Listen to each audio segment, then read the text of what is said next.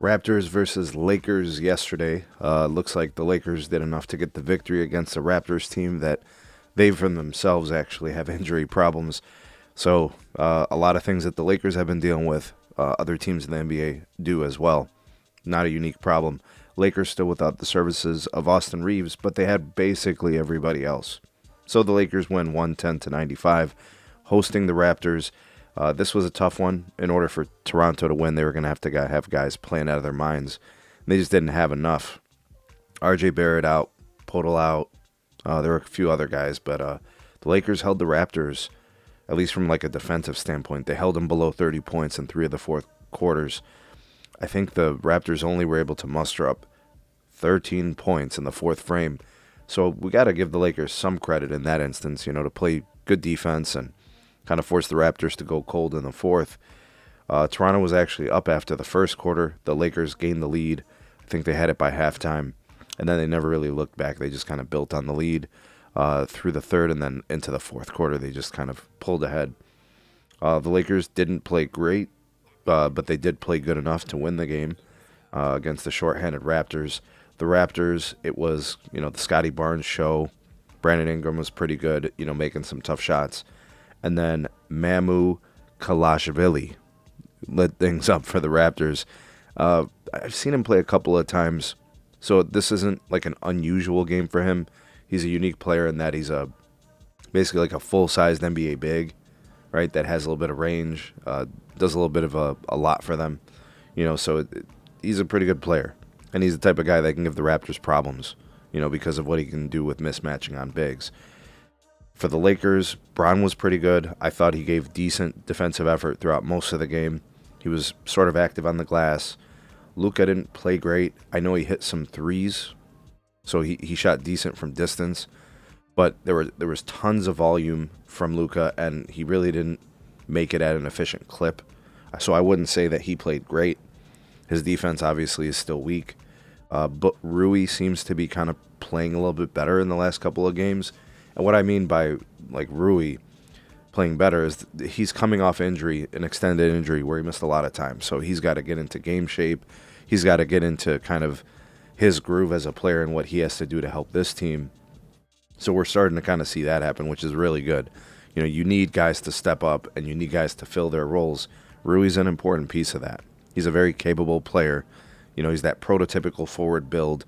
He moves into the 4 for the Lakers sometimes. He plays the small forward position, defends other teams, effective wings and things like that. So he's important.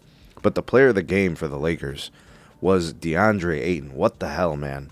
DeAndre Ayton made all 10 of his field goals. He made 5 of 6 free throws, and he had 13 rebounds. So very, very active on the glass. So basically, everything we have questioned about DeAndre Ayton when he doesn't really impact the game, he was doing that in this game. He was really effective.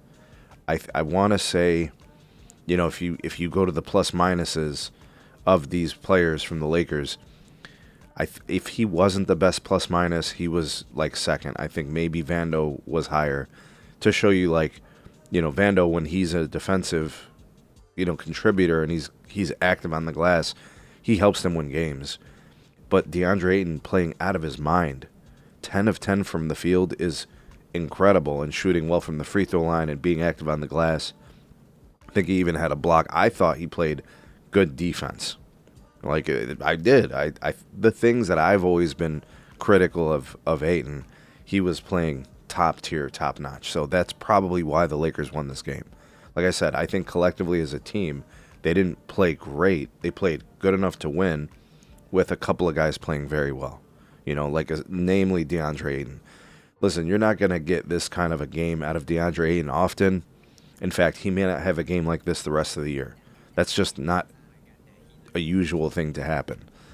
But if he's giving you 10 rebounds in a game, right, you couldn't ask for much more than that, right? If he's giving you, 10, 15 points on a night, that's pretty good, especially when Austin Reeves comes back. Like that. Scoring bursts from him are going to be limited. I want to say that the Lakers made a conscious effort to get him the ball in the paint. He's actually a decent offensive big. He has decent offensive footwork, pretty good offense positioning. He's got nice touch with his shot. I don't know why they haven't really looked to him more frequently within the flow of the game. Calling plays for him to maybe get him some looks in the paint. He can make a 6 foot hook shot. He can make a 10 foot bunny, or excuse me, a 10 foot jumper. He's good on the block. He's offensively, right, in the restricted area. He's an effective player because of his size. So it's not hard for him to raise up and get you a bucket. He's not great defensively. He's decent when he wants to be. Sometimes he's just straight up bad. But on games like this, man, you got to give him his due. He played great. Luka didn't play great. I thought LeBron was decent.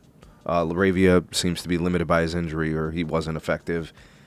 Vando's not going to give you much. So games like this where DeAndre Ayton is giving you all these points, it's a blessing. It's just not typical.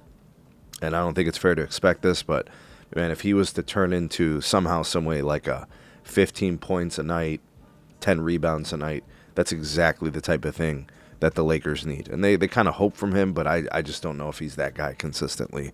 But anyways, that was the game. That's how the Lakers won. They won because DeAndre Ayton was playing out of his mind, which was kind of cool to see, And for once, the Lakers were not the most hurt team in the matchup, right? Typically, they're the ones that are the injured ones. They got most of their guys back, just Reeves still out. But yeah, huge win for the Lakers. They had lost, I think, 4 of their last 5 games. And this is a Raptors team that is above 500. Although they were injured, Lakers take their wins where they can get them. All right, so solid for them. The Lakers have some games coming up. They're going to be on the road, and they're going to be playing against some good teams. They've got to, get games like this. You know what I mean? But some tests are going to be coming up for the Lakers. We'll see. And LeBron actually, for his age at 41, he's playing decent basketball. Like, for him, it's what he can do consistently, right? And not having to sit out too many games and those kind of things. And I don't know. I thought he played a decent game. I'm kind of surprised with all these back-to-backs. And, I think they played 5 games in 7 days. And I think LeBron only missed 1 game in that stretch. So that's not bad. And got to keep Luka on the floor. They'll be managing his games, I believe. But they got to keep him on the floor because it's kind of important to their offense. Anyways, let me know what you guys saw with the Lakers. And go ahead and give me your predictions for the stretch here. They're going to have, I think, 8 road games in a row. It's going to be tough for them. But drop me your comments.